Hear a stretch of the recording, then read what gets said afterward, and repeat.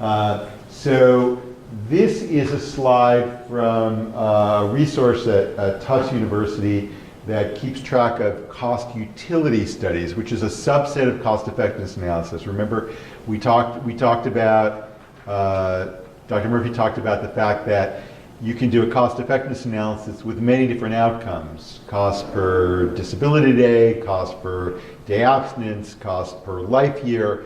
These are just studies that used cost per quality adjusted life year, cost per QALY as their outcome. So they're called cost utility studies because we just learned QALYs are based on measures of utility, right?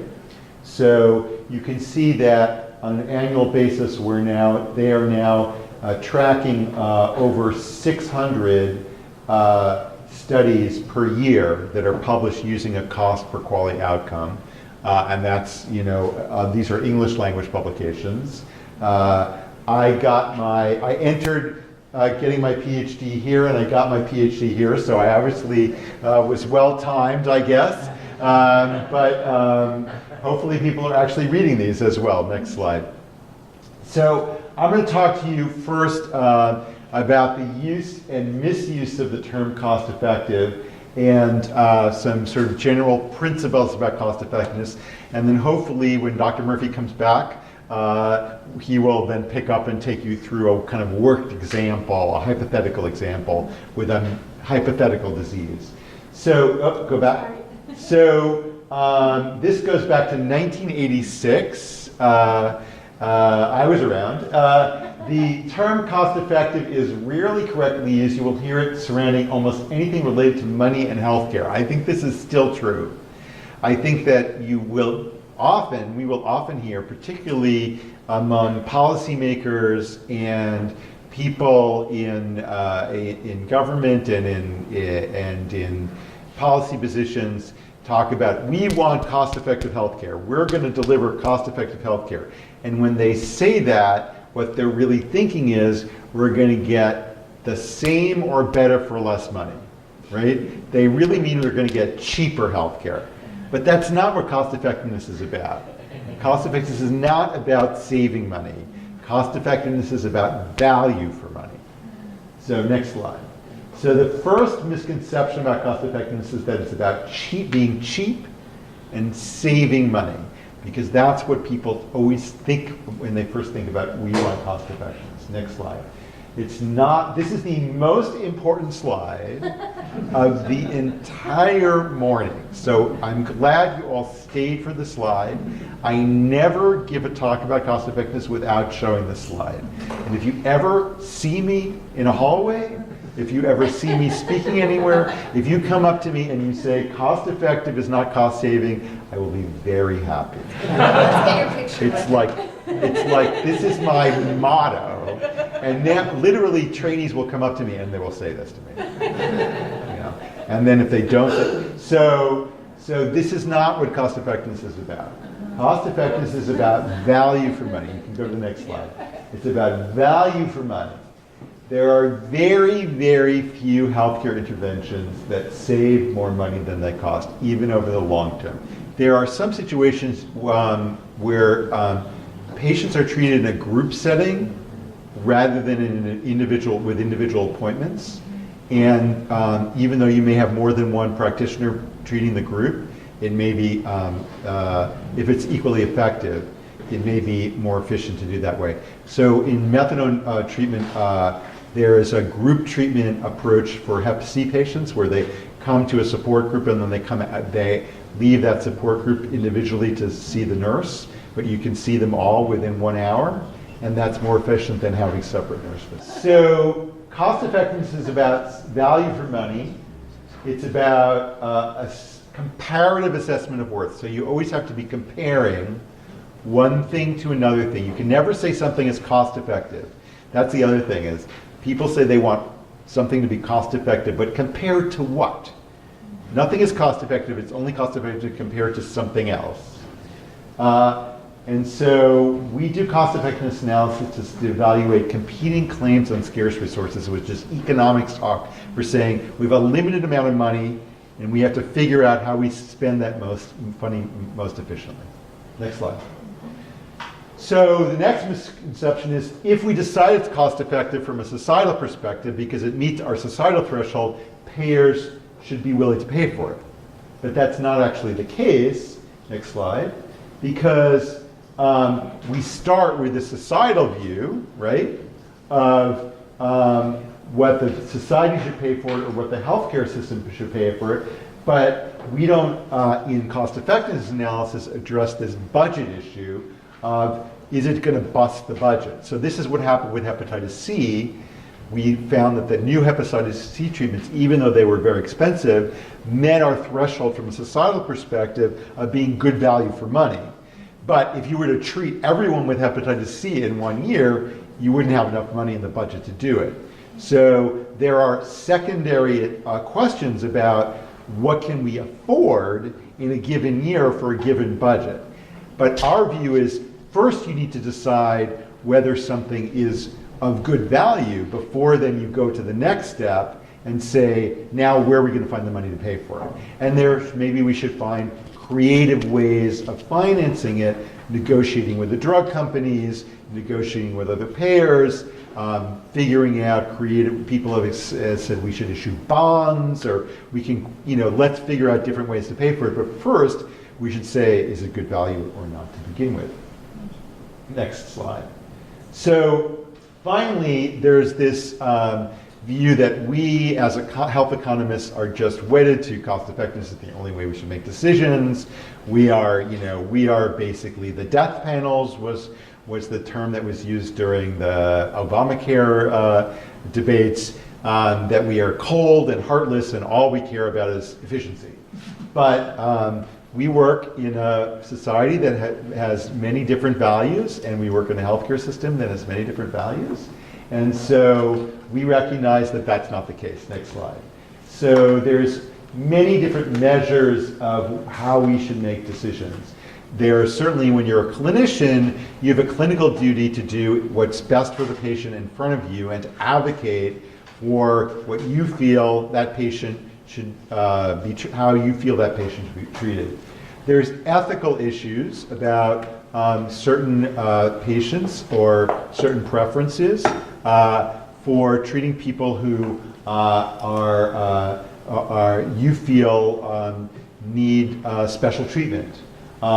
There's issues of equity and justice. For instance, my example always is if people live in a rural area, we don't deny them access to certain expensive MRIs, say, just because that MRI is not going to be utilized as efficiently as it would be utilized in an urban area. We make an ethical decision that people in rural areas should have access to certain treatments, even if they're going to be less efficiently used.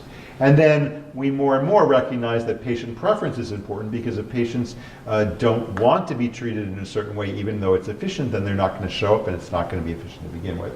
We are focusing in the rest of this talk on economic efficiency through cost effectiveness analysis, but we realize that's not the only way decisions are made in society. There's a conversation where economic efficiency is part of the discussion. It's not the entire discussion.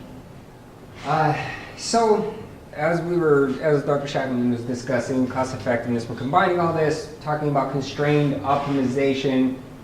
And first thing we have to do is define the set of possible interventions / choices. So what is it we're going to compare, as you mentioned, cost effective relative to what, right? We also have to identify desired outcome or outcomes. So what is it we're interested in? Is it quality adjusted life years? Is it time abstinent? Sometimes I believe it's beneficial to do a couple different outcomes depending on what population you're trying to reach. Also identifying the relevant constrained resources, and a lot of that comes into play when we're defining what perspective we're interested in, right? As we talked about, it's always recommended to do a societal perspective and healthcare perspective, but those are not necessarily always the most informative, right? I mean, oftentimes it may be a particular healthcare system that really wants to know this, or insurers, and sometimes that healthcare perspective, that societal perspective, those are a little too broad, even though from economists those are the best, those are the ideal perspectives. So you always want to consider those, but also maybe some others. And in turn, you're going to be looking at different resources that you need to value. Identify the outcomes and resource needs for each intervention choice. So as that's another part of it. As we look at this, what all do we need to make this happen? What exactly is being impacted, and what are the values associated with those resources that are being used? Next, we need to eliminate the inefficient choices. So those choices that, let's say, are dominated and we do not need to consider anymore. And I'll go into that here in a minute. And describe trade-offs associated with each choice and identify optimal choices given those trade-offs. So we'll kind of walk through each of those steps here in a second. Defining the set of possible choices. Like I said, one of the most critical moments in any cost-effectiveness analysis, we have to look at all the choices for an intervention and the comparators that are going to be those most important drivers of those cost-effectiveness conclusions. Right? We want to make sure that we're capturing all those most important elements. So this is an example of kind of I would say the seminal cost-effectiveness paper, as I understand it. And essentially, Neuhauser and Lewicki, they looked at these for the, what do you call it? I can never pronounce that, but the tests for colorectal cancer, right? And they're saying, okay, well, there's really a difference, as we discussed earlier, in looking at that average cost and that average gain, and then looking at those marginal costs, right? So if you look at this, the number of cases, so here's the number of cases, and here is the total screening cost, right? So if we're just looking at the average, that doesn't look bad. If we do 6 tests, right, and we're capturing 71,942 cases, no, that's a decimal point. At any rate, at this cost, then on average, it's only costing us $2,451. Well, that seems reasonable, right? But really what we want to look at is what are we gaining with each additional test, right? Is it really worth it to just do 6 in a sense? And so look at this, okay, well, from 0 to 1, that's a no-brainer, right? We're getting this huge additional gain, and the additional cost is really not all that much. So for just 1, of course, our marginal or average costs are going to be the same. But as we start to move to these additional tests, you can see that incremental gain starts to drop quite a bit.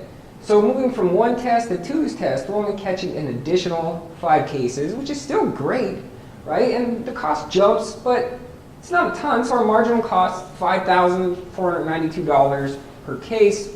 That's still very reasonable. We would be willing to pay that.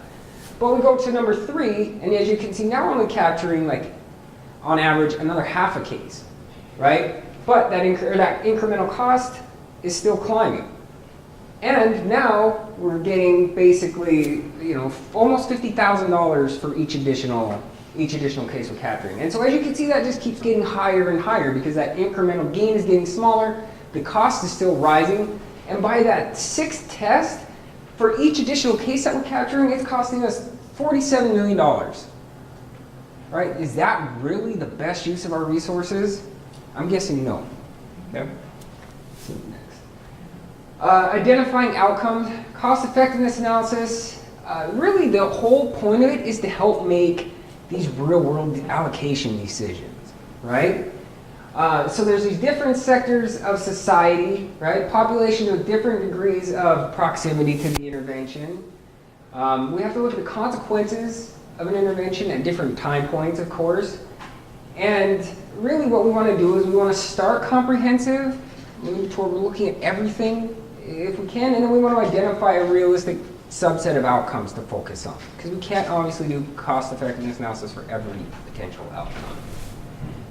So in the Newman book and in the Newman article, one of the new recommendations is that when you're starting to design your economic analysis, you do an impact inventory.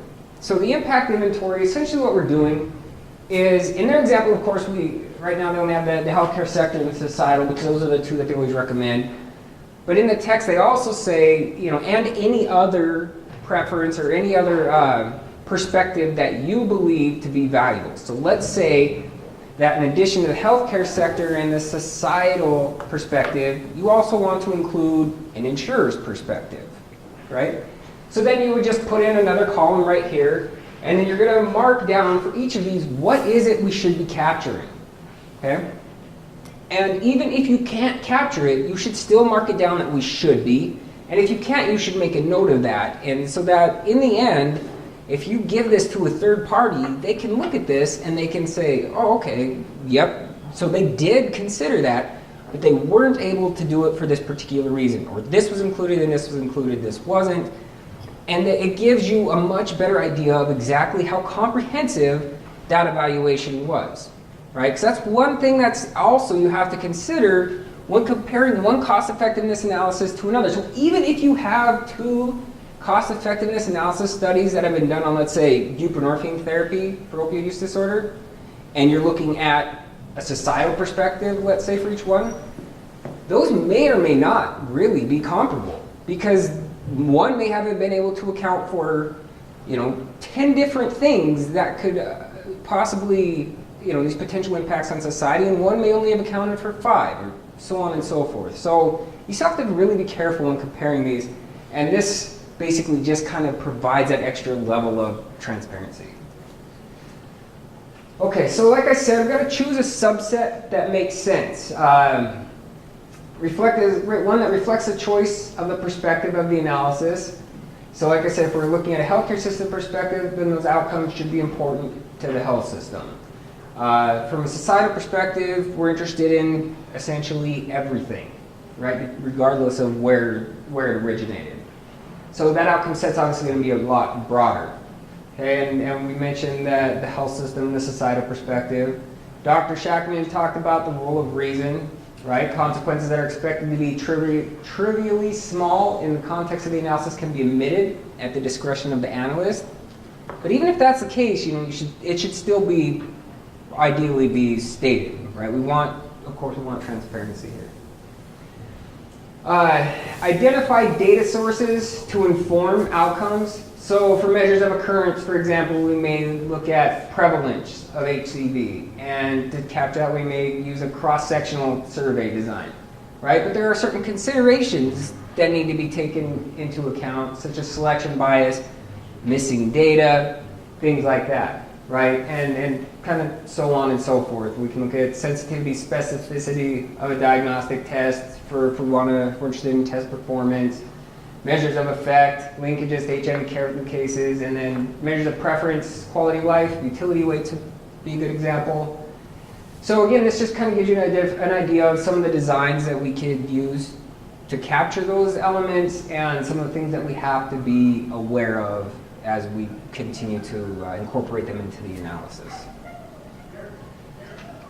Okay, in terms of constrained resources, there could be a fixed quantity of resources. So livers for transplant would be one example. Qualified personnel for HIV care in rural areas, right? Again, all resources are constrained, right? All resources are limited, some more so than others, but obviously that needs to be taken into consideration. Usually how we do that is in terms of dollars or currency. So if you remember from Econ 101, which I assume pretty much everybody had, right? Price reflects scarcity. So we get a big freeze in Florida in the US, for example, the price of oranges is going to be going up. And again, that's going to depend on the perspective taken as well.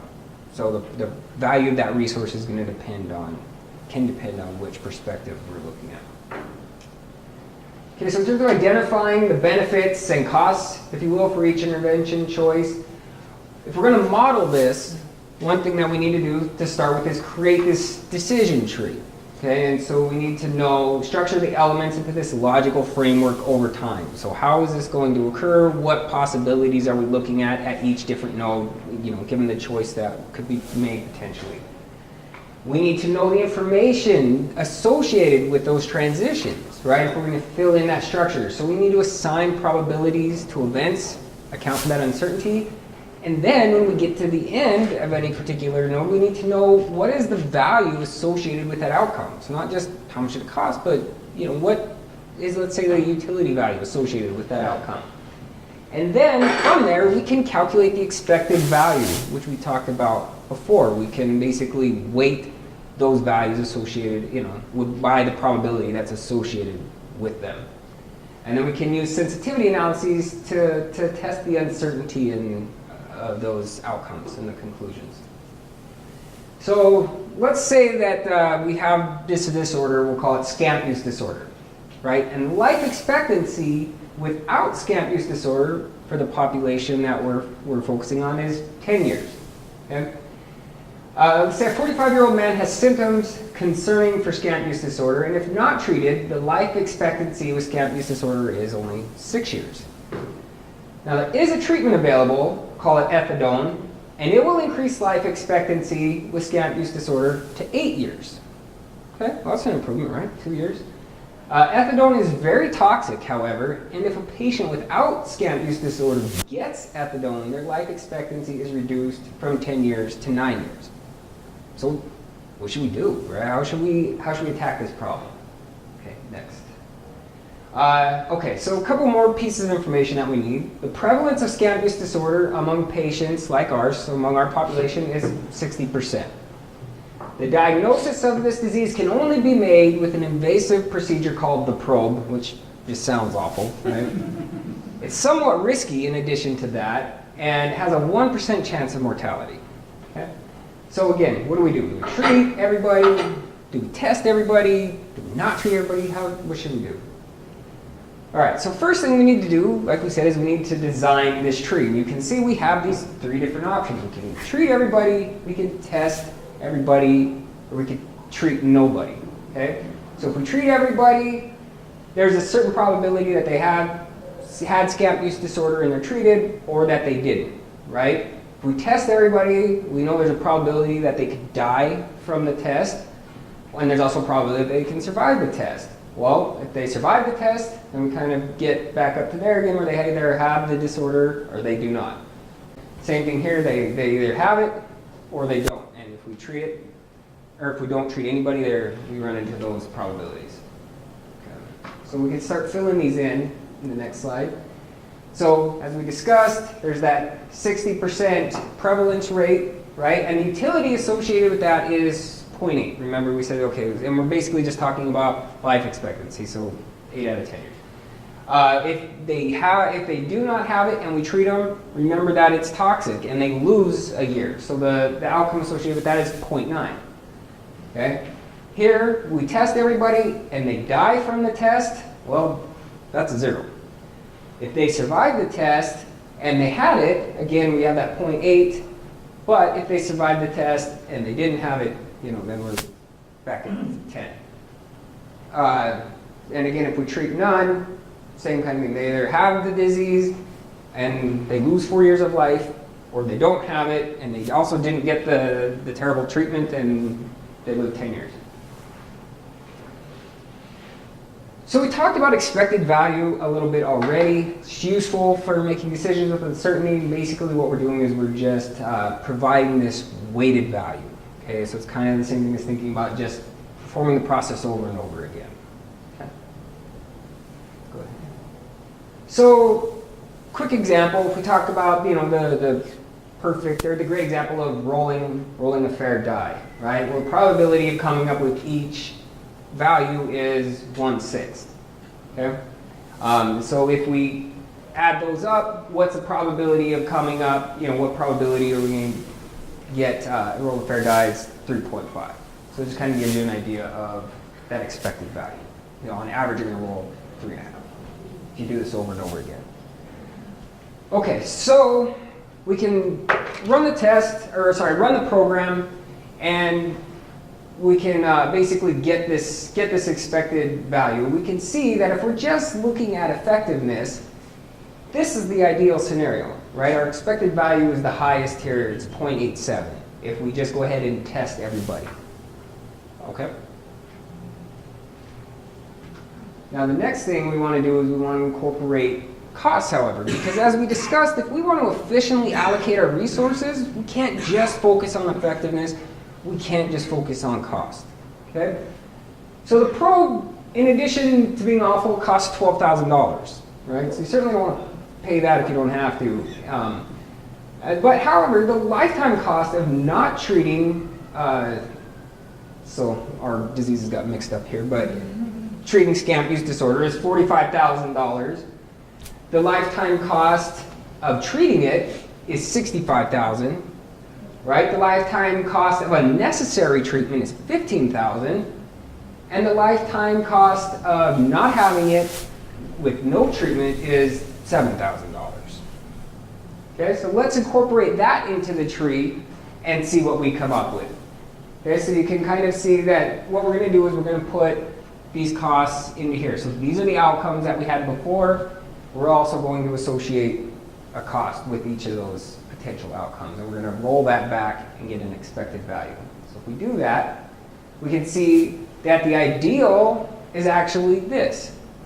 Given the probabilities that we've incorporated and the prevalence rates and things like that, we actually find that if we don't treat anybody, we're going to get the highest expected value for the money that for what we spend, essentially. Okay, so this is going to be the most cost effective, if you will. So what's easier is if we actually put this into a table and look at it. So we can see that treating none, the average cost is going to be $29,800, right? And the life expectancy is going to be 7.6 years, additional years. Treating all, $45,000, 8.4, and testing, $53,382, life expectancy of 8.7. So the first thing we want to do is, before we determine what is the most cost effective, is we need to decide, well, are there any of these that we should just not be considering at all, right? Does anybody see anything up there that just really wouldn't make any sense? Not yet, right? Over there. Okay, so here's what we want to do, right? We want to look at that incremental cost and that incremental benefit. So here, if we go, first we line them up in terms of their level of effectiveness, as you can see right here, right? And now we're going to calculate these incremental costs and incremental benefits. So from there to there is an additional $15,200, right?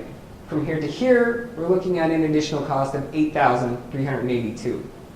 Same thing you can see with the incremental effectiveness. So from 7.6 to 8.4 is 0.8 additional life years. From that to test is 0.3 additional life years. So what are those incremental cost effectiveness ratios? Well, from here to here, we're looking at $18,100 per life year from between treat none and treat all. And between test and treat all, we're looking at $27,900 additional dollars per additional life year. Okay, so again, like we said, these are all incremental. And basically, if you just want to calculate the cost per life year, cost per quality adjusted life expectancy, again, it really has no meaning, right? There's not much you can do with that. You always have to have that comparator. So always ask yourself, compared to what, right? It's cost effective compared to what? So how do we interpret the incremental cost effectiveness ratios? One common mistake would be to just look at these and say, well, the one with the lowest is the most cost effective. But that's often not the case, right? It's very often the case that the lowest cost effectiveness ratio in a group is just the least effective, which I'll show you here in a second. But so our goal, remember, is to maximize benefit. We want to make people as happy and as well off as can be given our constraints, right? So given, let's say, our budget constraint. And our budget, of course, is willingness to pay. So in this case, willingness to pay to save one life year. Well, what is willingness to pay? Okay? Essentially, this is our representation of opportunity cost, of using our resources to provide an intervention. Remember, opportunity cost is just the value of that next best alternative. So if we're getting better value than our threshold willingness to pay, right? Then we should invest in that opportunity because using those resources provides reasonable value. So that's what we're interested in: is how are we sitting relative to what we're actually willing to pay?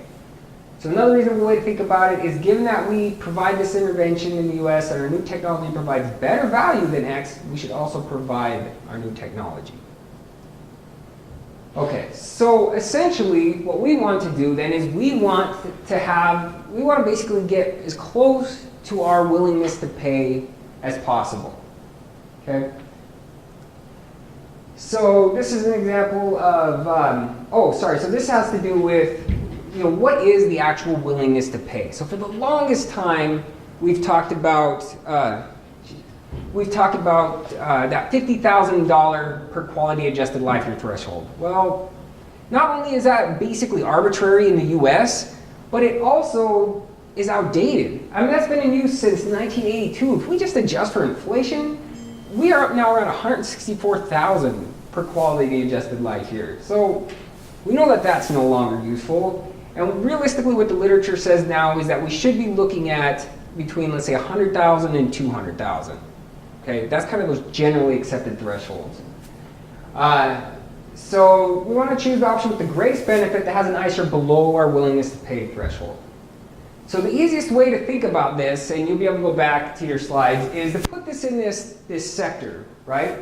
So things on this side are more expensive, things above this line are more effective, right? So if we're over here and our intervention relative to, let's say, our control is more expensive, it's more effective, I'm losing track of where I'm at. But at any rate, here it's dominant, right? It saves money and it's more effective. So over here it's less costly, it's more effective, obviously it's the best solution. Vice versa, down here, right? Down here it's more expensive, less effective, it's dominating. We don't want to mess with it. It's in these two sectors that we need to pay extra attention, and generally where we end up is up here, right? If we're going to do something more, we're going to provide this new intervention, there's no such thing as a free lunch. Usually you're going to pay something extra to get something extra. The question becomes, is it worth it, right? Are we willing to pay that? So this just kind of gives us an idea of how we would go through and determine whether it makes sense. So how about in this one? In this one, do we see anything that just doesn't make sense? Any of these options? What about treating all? Would that be a good scenario? Why not? Well, it's more expensive than treating nobody, right? What else? And it's less effective. So that's strict dominance. We can get rid of that one right now. It doesn't make sense. Okay? So obviously, it's just kind of giving you a better idea of looking at those incremental effects. So let's just get rid of that one and move on, and we'll compare that to that. So like I said, dominating strategies, they cost more, they provide less. But what about if we had two strategies that both extend life expectancy and both add, both cost extra? Okay, so let's go to the next. All right, so what about in this case, what we were looking at before, where we're paying more, but we're also getting more in each scenario? Well, how can we figure out these two? Which one of these is best? Okay, so in this case, if we look at this, right, here we're paying an additional $15,200 relative to that, an additional $8,000 relative to that, and we're only getting 0.2 if we move from there to there, whereas here we're getting 0.9 if we move from there to there, right? So you can see that the incremental cost effectiveness ratio between here and here is $76,000, right? Whereas the difference between here and here, we're only looking at $9,300. Okay, so that's kind of that extended dominance. That treat all scenario just still does not make sense. Okay, what's next? So that was just getting rid of it. Okay, so we got rid of it. So now, so now we need to compare this to this, right? So that incremental cost is $23,582. We're getting an additional expected benefit of 1.1 life years. That gives us our actual cost effectiveness ratio that we're going to be interested in, which is 21,438. Okay, so the question now becomes, is that actually worth it? What are we actually willing to pay for that year of life? Which, that's a pretty good value if you ask most people. The other thing that is kind of a big focus now in the new guidelines is net monetary benefit, and essentially what we're doing is the same thing. We're just providing a value for that quality adjusted life you're in, reorganizing a little bit, right? So let's say you're willing to pay $100,000 to save one quality adjusted life year. Well, we can just plug that in and decide if we're going to get, what our net monetary benefit is. So we'll look at that total benefit minus that total cost. Okay, so if we do that here, here's our monetarized benefit for each of these. And again, you can just see we're multiplying this by 100,000. Here's our cost. Here's our net monetary benefit. And again, you can see that this is the best value, if we're willing to pay $100,000 per life year. So the other thing to consider now, if you look back at what we've done, is that we've made assumptions, right? We all know from our teachers in grade school on up that assumptions are dangerous, but they're necessary. So what should we do? Well, we take our best shot, right, based on what we know, but the next thing we need to do is we need to vary those things in our analysis and determine how robust our results are. So those are our sensitivity analyses. Basically, we're going to adjust those different prevalence rates, probabilities of transition, things like that, so that we can get a better idea of exactly what we're looking at and what might cause that value to change and make us want to switch from one alternative to the other. So now we'll skip to the end. So these are just some different, in your slides you'll see that these next slides are just basically some different ways to do that, to look at the sensitivity of your results. Okay, so these are what we refer to as acceptability curves. And so essentially what this is telling us is how confident we can be that our point estimates that we come up with would be within those willingness to pay thresholds. So down here we can vary this willingness to pay, and this will show us how confident we can be, right? So this is kind of, you can think of this, that's probably the best way to think of this axis is level of confidence. So you can see, for example, with that test strategy, the higher our willingness to pay, the more likely it becomes that that is the best value. When we're down here with a very low willingness to pay, then it varies a little bit. Basically treating everyone may be the best option if we're not willing to pay very much, and then you can kind of see where they start to cross. But eventually, as our willingness to pay goes up, you can see these two become less likely to be the best value, and that one, the confidence goes up. So like we said, cost effectiveness, what we're looking at is value for money. So it's not about saving money, it's about getting the most bang for our buck, if you will. How can we help the most people given the resources that we have? That's what we want to do. It does not equal cheap, it does not equal death panel. We're not focusing on cost, right? And this is something that we feel very strongly about, we're very passionate about, is we're not here to save you money, we're here to get you the best value for your money. Okay? So again, we want to maximize public health benefits. So you should love economists. That's the end of the story. Cost effectiveness ratios must be incremental. You're always comparing it to something else. It's important to consider what alternatives are being considered. So you can't just go around saying, oh, well, that was cost effective. Well, was it? Compared to what? What are we talking about here? And the opportunity cost is a central concept of all cost effectiveness research. You take nothing else away from this, you should be leaving here talking about opportunity costs. It's very important.